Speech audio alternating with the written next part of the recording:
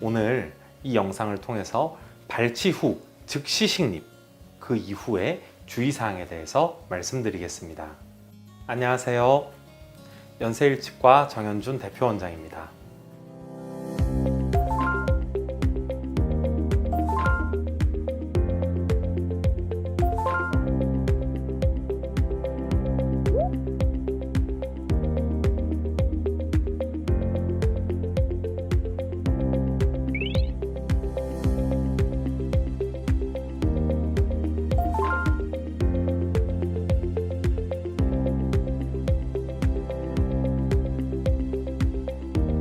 과거에는 발치 이후에 먼저 3개월을 기다리고요. 또 임플란트 식립을 한 이후에 3에서 6개월을 더 기다렸습니다. 그 이후에 다시 2차 수술을 위해서 잇몸을 절개해서 치유지대주를 꼽아주는 2차 수술까지 시행을 하여야 하였습니다. 그 이후에 1개월이 지나고 나서야 그제서야 본을 떠서 기공물을 제작을 하게 되는 거죠. 과거의 컨셉으로는 임플란트 하나를 식립하기 위해서 무려 3회의 수술을 진행하여야 했던 것입니다.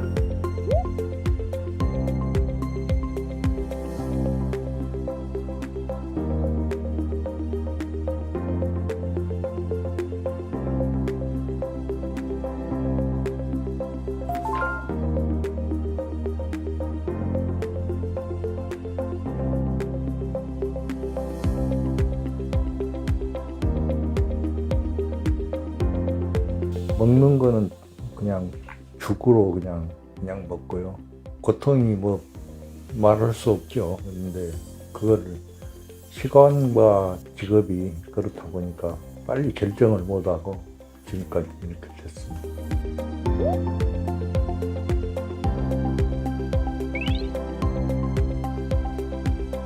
수술 전에 미리 준비된 임시 치아를 연결해서 견고히 꽂기만 하면 되는 것입니다.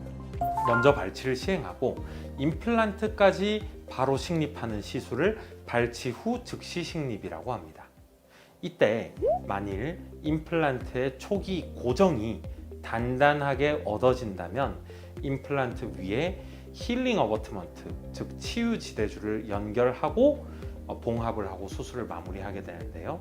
후속 수술이 전혀 필요가 없이 바로 3개월에서 6개월 이후에 본을 뜰 수 있게 되는 것입니다. 중요한 것은 발치 전의 치아 상태가 너무 안 좋고 그 치아를 감싸고 있는 치조골이 다 무너졌으면 지금도 과거의 컨셉처럼 3번의 수술을 진행해야 되는 경우도 있습니다만, 발치 이후에 임플란트를 고정할 수 있는 뼈만 있다면 발치 후 즉시 식립을 통해서 수술의 횟수를 3회에서 1회로 현격하게 줄일 수 있다는 것이죠.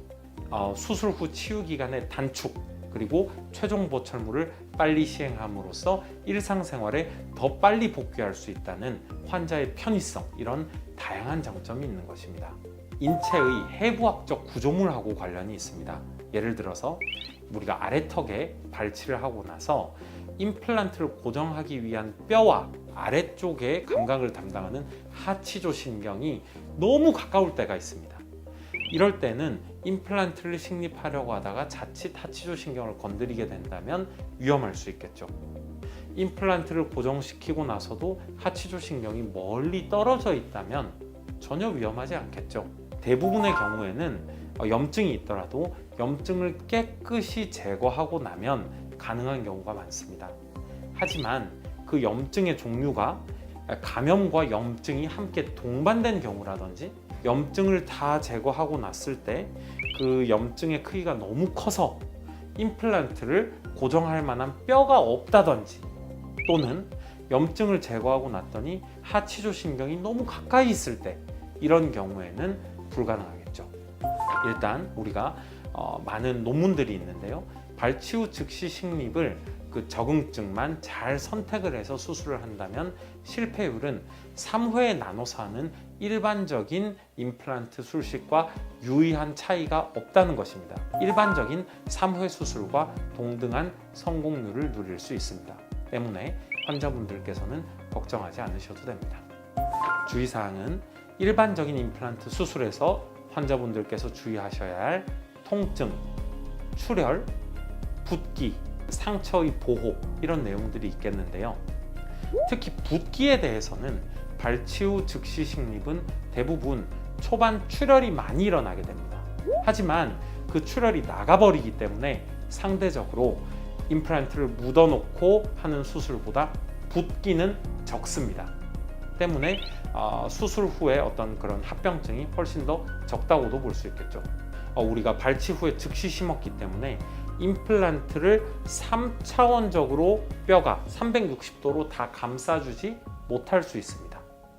때문에 임플란트 식립하고 나서 그쪽으로 음식물을, 강한 음식물, 단단한 음식물을 바로 씹어버리게 된다면 임플란트에 좋지 않겠죠? 2개월 정도는 그쪽으로 씹지 말고 양치질도 굉장히 신경을 써서 부드럽게 하는 등 수술 부위를 보호하는 환자분의 배려가 필수적이라고 하겠습니다. 경청해 주셔서 감사합니다.